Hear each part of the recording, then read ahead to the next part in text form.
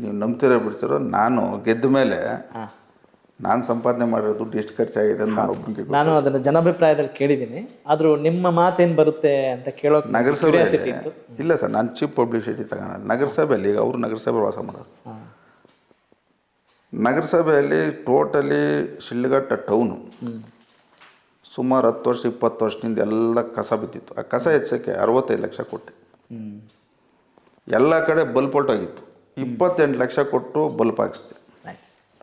Railway ಬ್ರಿಡ್ಜ್ದು ಸುಮಾರು ವರ್ಷಗಳಿಂದ problem. ಸ್ವಂತದ ದುಡ್ಡು ನಮ್ಮವ್ರನ್ನ ನಿಲ್ಲಿಸಿ ರೈಲ್ವೆ ಕೆಳಗಡೆ ಕಂಬಿ ಕಟ್ಟಿಸಿ ಕಾಂಕ್ರೀಟ್ ಹಾಕ್ಸ್ತೀವಿ.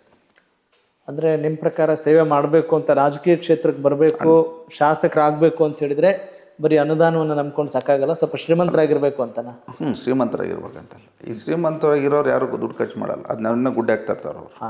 ನಾವು ಸಂಪಾದನೆ ಮಾಡೋದು. ನಾವು ಓಕೆ, ಅಗ್ರಿಕಲ್ಚರ್ ಮಾಡ್ತೀರಿ, ನಮ್ಮ ವ್ಯವಹಾರ ಮಾಡ್ತೀರಿ. ಈಗ 10 ರೂಪಾಯಿ ಸಂಪಾದನೆ ಮಾಡಿದಾಗ 5 ರೂಪಾಯಿ ಕೊಡೋಕೆ ನಾವು ಹಿಂದೆ ಹೊಡಕಲ್ಲ. ಅಂದರೆ ಸಮಾಜ ಸೇವೆಯನ್ನೇ ಉಸಿರಾಗಿರಿಸಿಕೊಂಡು ಬಹಳಷ್ಟು ಕೆಲಸಗಳನ್ನು ಮಾಡ್ಕೊಂಡು ಬರ್ತಿರ್ತಾರೆ.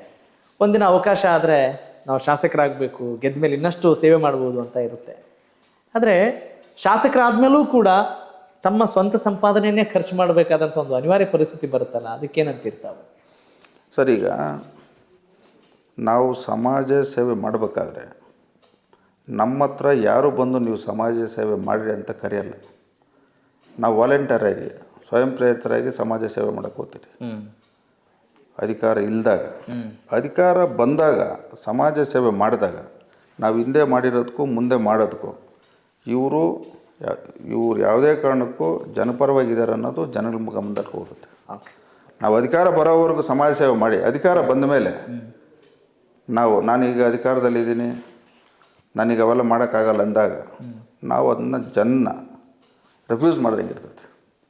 ಈಗ ಜನಗಳು ಏನು ಎಕ್ಸ್ಪೆಕ್ಟೇಷನ್ ನಮ್ಮ ಮೇಲೆ ಇಟ್ಟಿರ್ತಾರೆ, ಏನಪ್ಪ ಇಂಥವ್ರು ನಾವು ಮತ ಹಾಕಿದ್ದೀರಿ, ಇವ್ರನ್ನ ಗೆಲ್ಸಿದ್ದೀರಿ ಅಂತ. ಇವತ್ತು ಸುಮಾರು ಜನ ವಿದ್ಯಾಭ್ಯಾಸ ಆಗ್ಬೋದು, ಆರೋಗ್ಯ ಆಗ್ಬೋದು, ಹಲವಾರು ಬರ್ತಾರೆ ನಮ್ಮ ಹತ್ರ. ನಾವು ಯಾರನ್ನೂ ವಾಪಸ್ಸು ಅವ್ರು ನೋವಾಗಿ ನಡ್ಕೊಳಲ್ಲ.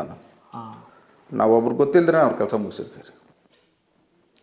ಇವತ್ತು ನಮ್ಮ ಅಧಿಕಾರ ಅವಧಿಯಲ್ಲಿ ನನ್ನ ಒಂದು ಗುರಿ ಈ ಕ್ಷೇತ್ರದಲ್ಲಿ ನನಗೆ ಆಗಿ ದುಡ್ದಿರ್ತಕ್ಕಂಥ ಮುಖಂಡರಿಗೆ ಎಲ್ಲಿ ನೋವಾಗದಿರ ನಡ್ಕೊಂಬೇಕನ್ನೋದು ಒಂದು.